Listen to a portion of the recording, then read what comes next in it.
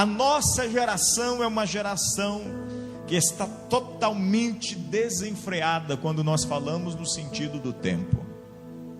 Nós combatemos todos os dias lutas, combatemos todos os dias batalhas, e isso faz parte da nossa vida, pois o próprio Jesus, quando dá o seu sermão pastoral, para quem não sabe, o sermão do capítulo 14 até o 17 de João é chamado de o sermão pastoral. Jesus está ensinando os seus discípulos, Jesus está ensinando aos seus apóstolos como eles deveriam se comportar, como eles deveriam viver a partir da sua ausência, da sua saída. E Jesus, quando está encerrando, ele diz assim: no mundo vocês vão ter aflição, mas tende bom ânimo, porque eu venci. Vocês vencerão, foi nós que colocamos na Bíblia, porque não está lá. O texto diz: vocês vencerão? Não, como é que diz? Eu venci. Qual que é o sentido, pastor, dessa palavra? O sentido dessa palavra é Jesus está dizendo: olhe para mim, tome o meu exemplo, segue a minha direção. Nós estamos fazendo um treinamento com grupos de discipulado em Feliz Natal, e eu tenho dito para eles muito, eu tenho batido muito em cima dessa tecla. Uma das maiores deficiências da igreja brasileira tem sido o seu crescimento exagerado e a falta de discipulado. Eu falo isso por experiência, que eu sou nascido e criado nas Assembleias de Deus, e nós ganhamos muita gente, mas também perdemos muito, porque não discipulamos. E o processo do discipulado é totalmente importante quando você ganha alguém para Cristo. Jesus discipula 12 homens, para que esses 12 homens pudessem discipular mais pessoas, e essas pessoas, mais pessoas, até que chegássemos ao dia 2 de fevereiro de 2020 e nós estivéssemos aqui. Foi por esse motivo que Jesus Cristo veio, foi por esse motivo que Jesus trabalhou tão arduamente, para um processo de discipulado. E uma vez que há discípulos sendo formados, haverá discipuladores, e quando há discipuladores, novos discípulos surgirão. Então eu tenho falado muito sobre isso. E Paulo ele tem essa mentalidade, essa forma de ver, essa forma de pensar e perceber. Porque quando Paulo começa o seu ministério, ele chama para próximo de si alguns homens que foram fiéis, que foram companheiros, que foram amigos. Alguns ele chama de meu filho, meu filhinho, e Timóteo é um desses homens. Paulo chama Timóteo para perto de si, e Paulo dá algumas orientações específicas. E talvez no ministério pastoral nós não tenhamos maiores instruções do que as 2 cartas de Paulo a Timóteo. Paulo adota Timóteo como seu sucessor, como seu futuro sucessor. E na sua 2ª carta, Paulo já está no corredor da morte. Paulo já está indo para o tribunal romano e para a decapitação. E quando Paulo então escreve a sua 2ª carta a Timóteo, é chamada de carta testamentária, ou testamento de Paulo. Paulo não tem riquezas para deixar para Timóteo, mas ele tem sabedorias de excelência para que Timóteo prosseguisse o seu ministério e alcançasse resultados que antes não havia alcançado. Olhe para quem está do seu lado e diga assim: nesta noite, Paulo vai nos orientar como alcançarmos resultados. Nessa demanda de desgastes de energia, nós estamos gastando muita energia. Eu disse que eu seria verdadeiro, preciso falar. Gastamos muita energia em coisas que não produz nada. Pare para você pensar, por favor, em nome de Jesus, que nós fomos feitos de uma matéria que se movimenta. Nós fomos criados de algo que se movimenta, de algo ou de alguém que se divide em 3. A Bíblia diz que no princípio a terra era sem forma e vazia, havia trevas sobre a face das águas, e o Espírito de Deus pairava, sobrevoava sobre a face das águas. Olhe para quem está perto de você e diga assim: ele é um espírito que se movimenta. Então é natural que nós nos movimentemos. A terra foi criada com dois processos que a ciência descobriu, chamado rotação e translação. Translação, presta atenção, esse movimento que a terra dá em torno de si mesma e movimento que a terra dá em torno do sol tem nome, porque a terra está em constante movimento. Então é natural que nós nos movimentemos, porque nós somos feitos desta matéria. A primeira matéria que nós somos feitos, a terra. Sabia disso? Do pó. Nós somos pegos do pó. Por isso que os irmãos têm medo. Nós somos pegos do pó. Fomos feitos um boneco. E a partir desse boneco veio agora aquele Espírito que pairava sobre a face da terra, o Espírito de Deus, e sopra dentro da nossa vida e nos gera como alma vivente. Então é por isso que nós somos um ser que se movimenta. Mas o grande problema está em se movimentar nas direções certas. O grande desafio que nós temos é movimentar-se na direção correta. O grande desafio que nós possuímos é andar na direção que o Senhor nos ensina, nos instrui, ou com que Ele nos capacita a andar para que nós alcancemos resultados. Essa geração é uma geração que se movimenta muito, é uma geração que avança muito. Na década de 80, 70, segundo a antropologia, uma cultura demorava pelo menos 10 anos para se mudar. Hoje nós temos uma cultura sendo adaptada a cada 9 meses. Olhe bem isso aqui. Na década de 80, 70, uma cultura demorava-se 10 anos para mudar. Quem viveu a década de 70 sabe. Quem viveu a década de 80 sabe. A década da discoteca. Aí veio a década de 90, a década do eletrônico. E aí foi vindo as décadas. Década após décadas foram mudando as culturas. Mas hoje nós vivemos em um tempo em que o povo se movimenta tão rápido que uma cultura se muda a cada 9 meses. Não é necessário nem fechar o ciclo de um ano para que a cultura se mude.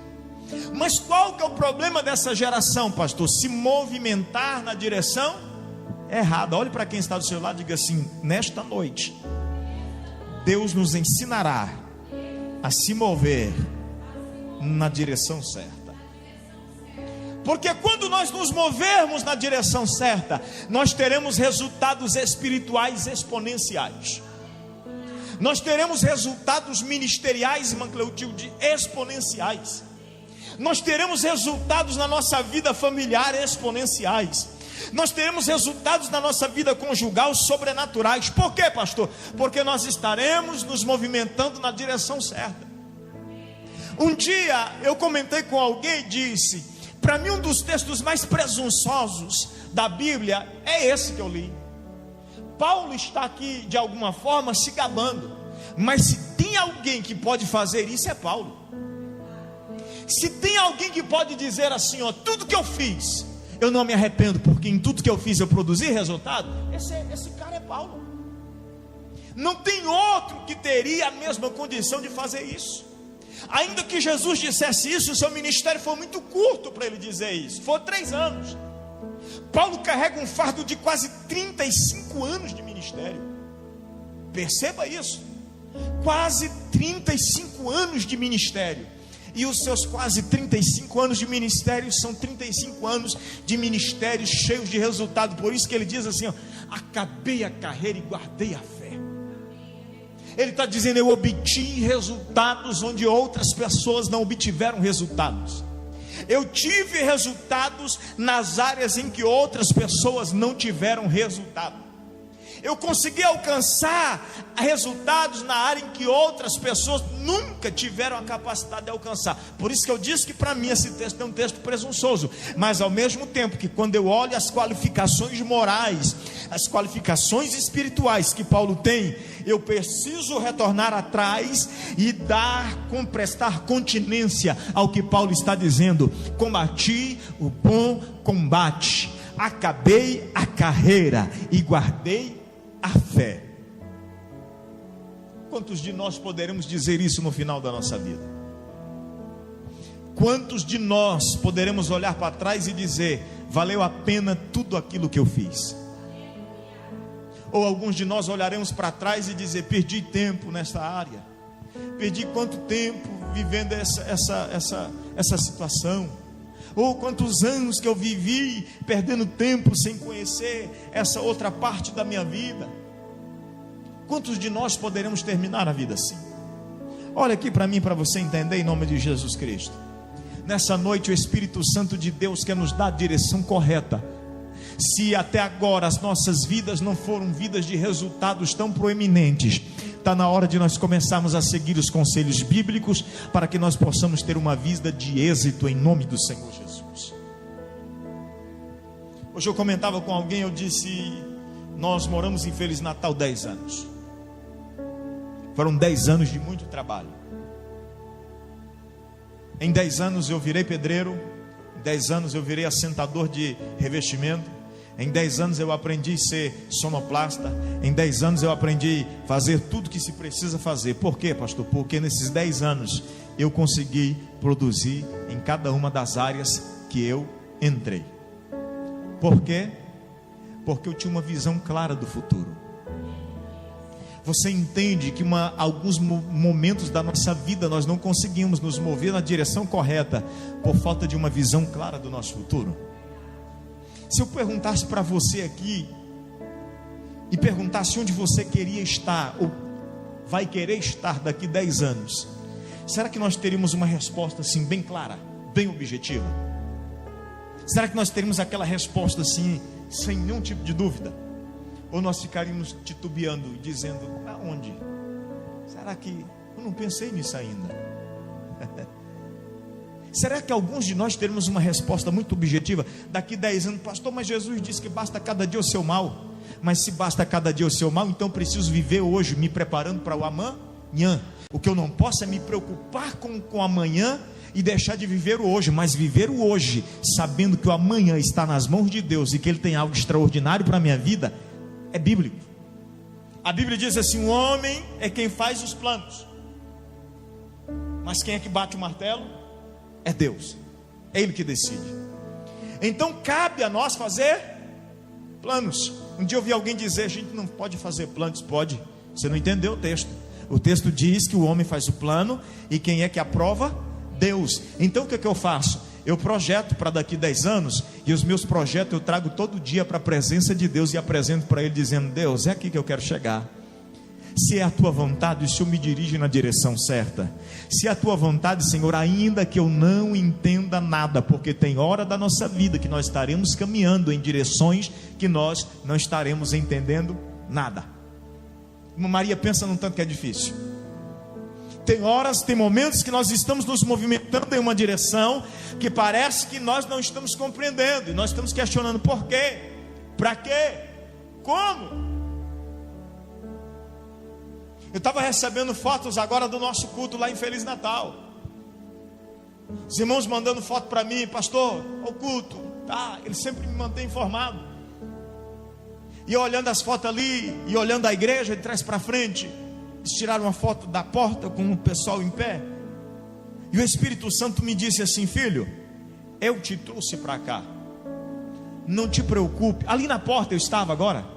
Não te preocupes, porque em pouco tempo essa cena se repetirá nesse lugar. O que me move a continuar fazendo o que nós estamos fazendo? Uma visão clara da parte de Deus sobre a nossa vida. Lá no capítulo 12, quando Deus chama Abraão e diz assim: Abraão, sai da tua parentela, da cidade onde você está enraizado, do lugar onde você está firmado, onde a tua estrutura está firmada, e vai para um lugar aonde eu vou te mostrar. Deus não havia mostrado. Mas qual que é a visão clara que Abraão tem? A visão clara que Abraão tem não é do lugar, não é da terra e não é da situação, mas da promessa que Deus fez sobre a sua vida. Pastor, como é que eu faço para ter uma visão clara do meu futuro? Se lembre das promessas que Deus fez na sua vida. Não se esqueça das promessas que Deus fez na sua vida. O grande problema é que nós somos codependentes de profecias. Nós somos dependentes de ver alguém colocando a nossa mão e dizer: eis que eu te digo. A mesma promessa que foi feita para mim há 15 anos atrás, há 16 anos atrás, quando eu comecei o meu ministério, é a promessa que eu estou firmado. E todo dia eu me levanto olhando para frente, dizendo: eu não dependo de ninguém me falar que vai dar certo, porque um dia Deus já me disse que iria dar certo. Nós só nos movimentamos na direção certa quando nós não nos esquecemos da promessa que Deus fez. Abraão está se locomovendo da sua terra de Ur até Arã. De Arã o pai morre, agora ele sai para outra terra. Ele chega em Canaã e a seca e a fome chega por ali. Ele tem que ir para o Egito. Pastor, Abraão se tornou um andarilho? Sim. Por mais de 20 anos Abraão está andando e perambulando de um lado. Dá ou não dá para se questionar e dizer assim: cadê a promessa? Onde é que está a promessa? Será que um dia a promessa vai se cumprir? Mas vem o escritor aos Hebreus com uma categoria tão sensacional e escreve o capítulo 11 e o verso 13 de Hebreus dizendo: todos esses morreram na fé sem terem recebido a promessa. É desanimador, não é? Todos morreram sem terem recebido, mas vendo-as de longe. Vendo-as de onde? Declararam que eram peregrinos e forasteiros na terra. Sabe o que o autor está dizendo? Esses homens não dependeram da circunstância para crer na promessa de Deus. Eu vou falar. Olha aqui para mim. Do que você anda dependendo para poder se mover? Qual que é a sua dependência para poder chegar aonde Deus já prometeu que você chegaria? O que você necessita? Ou você levanta dizendo de manhã cedo: hoje eu precisava tanto ouvir que Deus falasse comigo, que eu já estou desacreditando, eu já não estou crendo mais que Deus vai fazer. Eu estou meio desanimado porque parece que não vai dar certo. Olha para quem está perto de você e diga: faz parte da natureza humana, mas não da natureza espiritual. Decida quem vai comandar a sua vida. Diga, está com medo de quê? Diga, decida quem vai comandar a sua vida.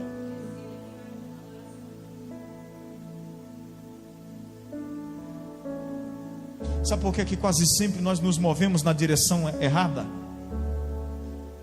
Porque quase sempre quem comanda a nossa vida é a nossa natureza humana. E a natureza humana não consegue enxergar muito mais do que um palmo além do nariz. Somente a natureza espiritual consegue compreender que coisas no mundo espiritual nos proporciona. Paulo escreve a sua segunda carta aos Coríntios, no capítulo 2, e ele começa a dizer assim: o homem carnal não compreende nada, mas o que é espiritual discerne tudo, e de ninguém ele é discernido. Sabe por quê? Porque na direção que ele se move, todo mundo questiona dizendo: meu Deus, ficou doido, por que ele está fazendo isso? Por que a Edileuza está fazendo desse jeito? Por que a irmã Cleutilde está fazendo assim? Mas ela está olhando com a visão espiritual. Ninguém está compreendendo ela e ela está compreendendo. Olhe para mim. A pergunta que eu te faço hoje é: em que direção você está se movendo? Em que direção você está se movendo? Em que direção você está caminhando? Para onde você está indo? Paulo diz assim: eu combati o bom. Combati o quê? Ele poderia ter dito: eu combati todos os combates. Poderia ou não poderia? Eu fui entender isso muito tempo depois de crente, muitos anos. Paulo disse assim: eu escolhi as batalhas que eu ia travar.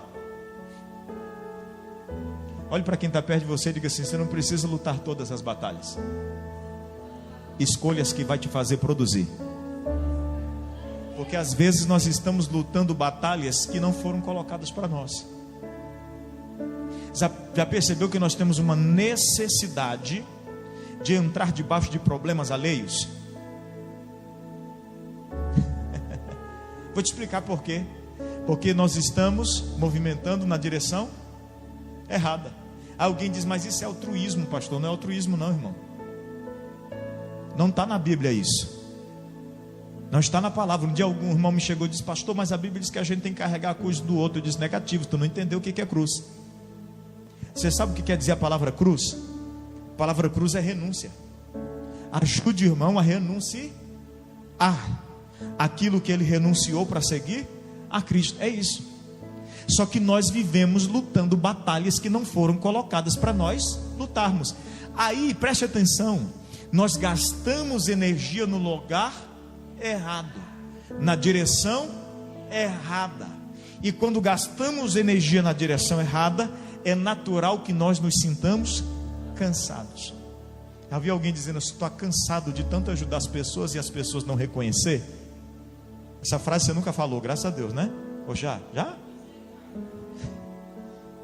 Olha aqui, eu vou falar, vai doer, mas eu vou falar. É porque você lutou lutas que não eram suas. Porque você batalhou batalhas que não eram suas. Porque quando você batalha as batalhas que Deus colocou para você travar, para você lutar, você vai dizer igual Paulo, combati o bom combate, acabei a carreira e estou cheio de fé. Se tivesse mais 50, mais 70, mais 80 anos para frente, não deixaria de fazer nada daquilo que eu fiz. Uau, alguém entendeu? Pare de lutar lutas que não é sua. Pare de travar batalhas que não é sua. Você vai gastar energia na direção errada e depois você vai ter dificuldade de seguir na direção, porque aí você vai estar desgastado por ter colocado muita energia no lugar. Alguém me pergunta assim, o senhor ajuda a todos, pastor? Todos? Depois de uma rápida conversa que eu tenho com a pessoa, aí eu identifico se a pessoa merece a minha energia investida nela ou não. Ah, pastor, isso aí é arrogância. Não, não, é bíblico, está na palavra. Problema, eu vou falar isso aqui, me perdoe pela minha, é que nós lemos pouca Bíblia e colocamos muita opinião nossa. Estou ensinando isso para o grupo de discipulado lá. Eu disse toda vez para a liderança, eu disse toda vez que as suas emoções estiver na frente da vontade de Deus, a sua liderança estará comprometida. Eu tenho batido muito em cima dessa tecla. Toda vez que as suas emoções estiver na frente da vontade de Deus, a sua liderança estará comprometida.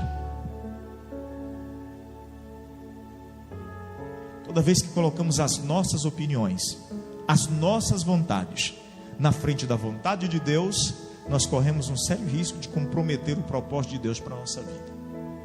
Corremos um sério risco.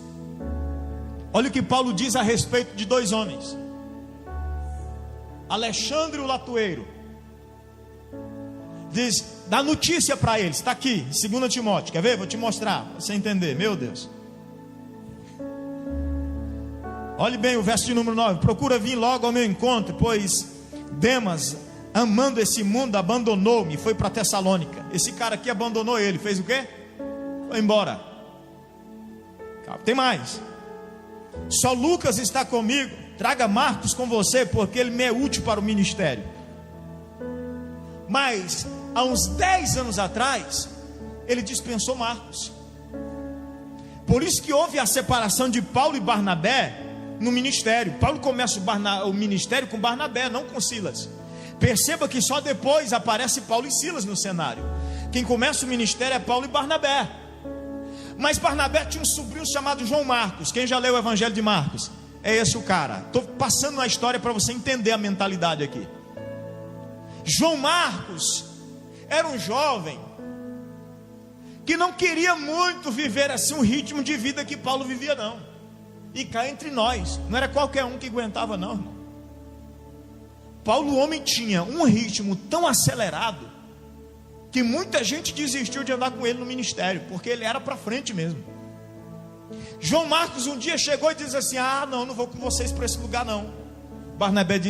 Paulo disse para Barnabé: então pegue o seu sobrinho e tome outra direção, porque só vai andar comigo, eu só vou investir energia, só vou gastar em energia. Ninguém vai produzir comigo. Tem gente entendendo? Com quem você anda gastando energia? Às vezes a gente está gastando muita energia com quem não quer andar. Então está na hora da gente começar a mudar a nossa visão. Eu acho sensacional uma palavra do Pablo Machado. Estou repetindo muito isso aqui. Ele disse: se Deus gostasse de opiniões, Ele tinha feito o homem no primeiro dia e não no sexto. Primeiro Ele cria tudo e depois Ele cria. Por que Ele não criou o homem? Que o homem ia dar opinião sobre o sol. O Senhor está muito quente, diminui um pouquinho. Aí quando diminuir, se esfriar, Senhor, está muito frio, aumenta o calor. Aí quando de repente Deus está fazendo separação entre água e terra, aí o homem dizia: não, tem muita água, não, tem pouca terra. Então, se Deus gostasse das nossas opiniões, Deus havia criado o homem no primeiro. Olhe para quem está do seu lado, não seja ignorante não, bem calmo, diga assim: ó, Deus não se importa com a sua opinião.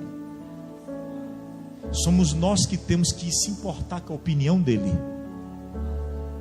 porque a opinião dele nos fará mover na direção correta.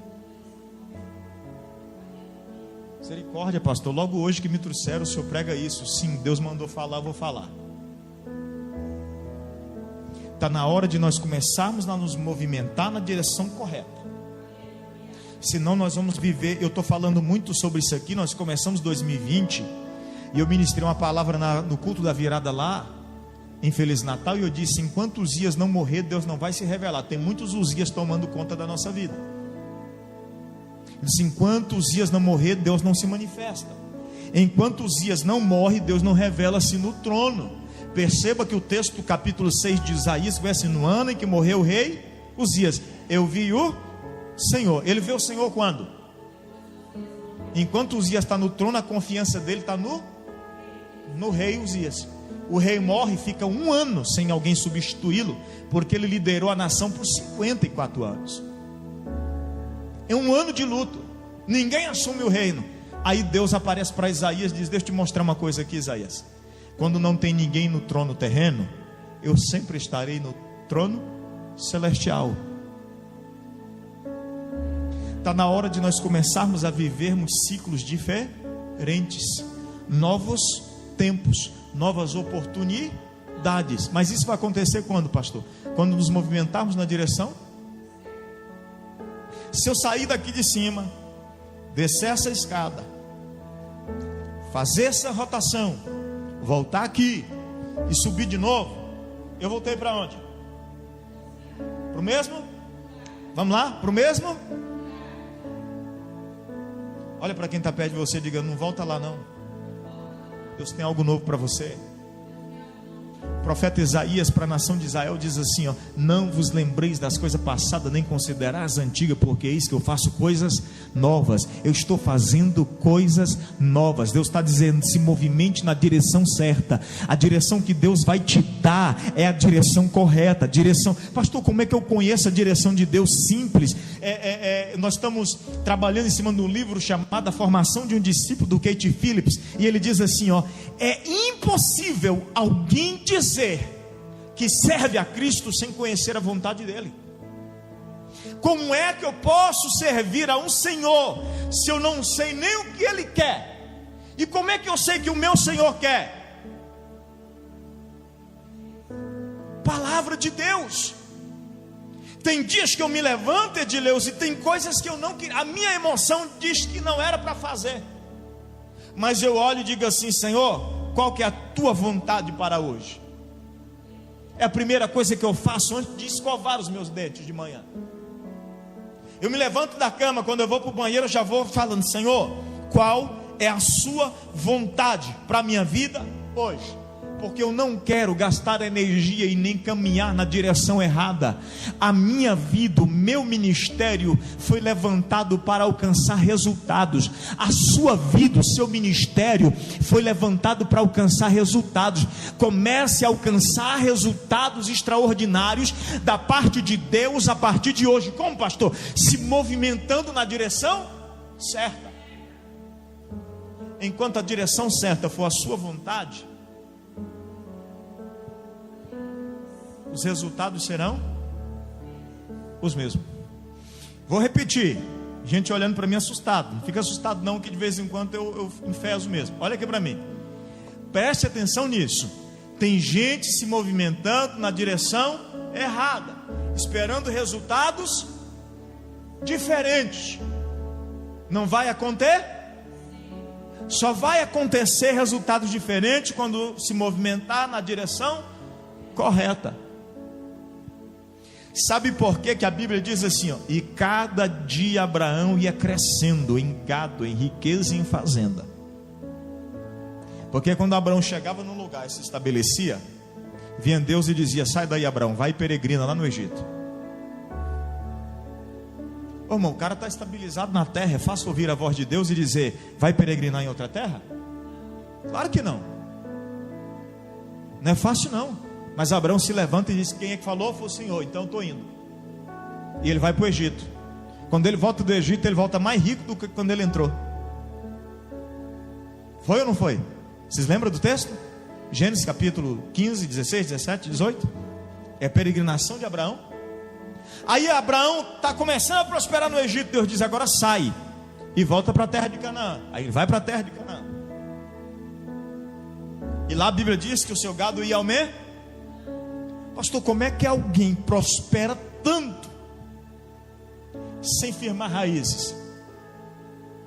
O problema de Abraão não estava se fixar em um lugar, mas se fixar na vontade de Deus. Quando nós nos fixamos na vontade de Deus, as coisas vão acontecendo natural. Só que a gente quer se movimentar na nossa direção para obter resultados rápidos, e nessa tentativa de obter resultados rápidos, corremos um sério risco. Preste atenção, corremos um sério risco de não obtermos resultado nenhum. Olhe para quem está do teu lado e diga assim: ouça a voz de Deus, entenda em que direção Ele está te mandando. Eu acho mais sensacional é a separação de Ló e Abraão. O gado de Abraão e Ló é tão grande que a terra está. Aí Abraão chama Ló e diz assim: vamos separar-nos, porque os nossos empregados estão brigando muito por causa do gado. Aí quem está se movimentando na direção certa, na vontade de Deus, mas ele não se preocupa com o lugar. Olha o que Abraão diz para Ló: escolhe o lugar que você quer. Quem era o patriarca? Quem era o patriarca? Abraão. Quem era o chefe da família? Abraão. Por direito, quem é que escolheria o melhor lugar? Ló, é o seguinte, filho, eu quero essa parte e você fica com a outra. Ele tinha direito de tomar essa decisão. Porque se tem uma coisa que o povo oriental respeita muito, é a questão do mais velho. Viu? Hierarquia de idade.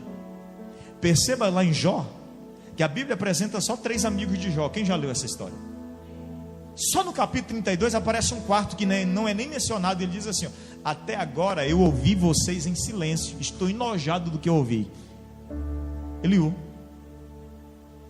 E a Bíblia Sagrada diz que esse era o mais novo, mas enquanto os outros 3 mais velhos estão falando, ele está em silêncio ouvindo. Então a tradição oriental, ela respeita isso. Abraão teria condições de chegar e dizer assim, ó: eu como mais velho escolho o melhor lugar, a melhor terra. Mas Abraão chama o sobrinho Ló e diz assim: pode escolher. Escolha. Aí a Bíblia diz que quando Abraão escolhe, ou Ló escolhe, as campinas verdejantes lá de Sodoma e Gomorra. E Abraão dá uma olhada para outra terra, e a terra não tinha as mesmas características férteis que tinha o lugar que Ló escolheu.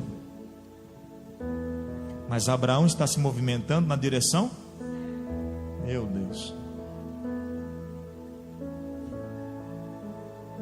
Imagina Abraão saindo dizendo assim: o que eu fiz, hein? Fui deixar Ló escolher primeiro. Eu poderia ter escolhido primeiro. Mas Abraão tem uma certeza que ele está debaixo da vontade E quando você tem certeza que está debaixo da vontade de Deus, você se movimenta para um lugar de prosperidade. Você sabe qual que é o erro que nós possuímos? De achar que prosperidade está reservada a um lugar. Olhe para mim que eu vou te ensinar isso aqui. Prosperidade não está relativa a um lugar. Sinop tem 180 mil habitantes, tem muita gente se dando, mas tem muita gente se dando. Feliz Natal é uma cidade com 10 mil habitantes. Alguém pode dizer assim: meu Deus, ir para uma cidadezinha daquela para quê? Mas tem muita gente se dando. Há 10 anos atrás eu tinha uma proposta de ir para Rio Verde, 230 mil habitantes. O pastor me ligou e disse: te dou igreja, casa e salário para Feliz Natal. Tem uma igreja lá abandonada já tem 1 ano. Você vai começar o trabalho e nós não temos condições de dar salário. Nós podemos te manter 6 meses com salário mínimo. Na época era R$525. Sabe qual que era a minha renda? 5 mil. Eu era funcionário público. E a proposta foi bem clara: você vai para Feliz Natal e nós vamos te manter por 6 meses. Aí depois, seja lá o que Deus quiser. Olhe para mim. Onde é que você acha que a minha vontade queria escolher?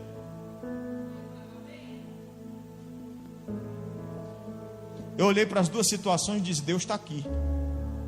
Porque a gente tem uma tendência de achar que Deus está onde nós queremos que Ele esteja. Olhe para mim, muitas vezes Deus vai contrariar a nossa vontade para estabelecer a dele.